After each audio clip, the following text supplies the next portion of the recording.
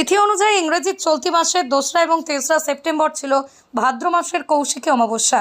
কৌশিকী অমাবস্যা উপলক্ষে বীরভূমের তারাপীঠে যথেষ্ট ভিড় দেখা যায় দূর দূরান্ত থেকে আগত সাধু সন্ত পুণ্যার্থীদের।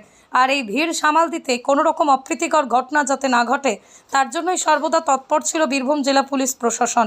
পুণ্যার্থীদের সুরক্ষাতেই মোতায়েন রাখা হয়েছে প্রায় 1000-এরও বেশি পুলিশ অফিসার।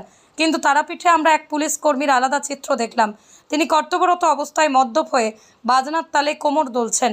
তিনি এতটাই মদ্যপান করেছেন যে সোজা হয়ে দাঁড়াতে পারছেন না, লুটোপুটি খাচ্ছেন রাস্তায় শুয়ে।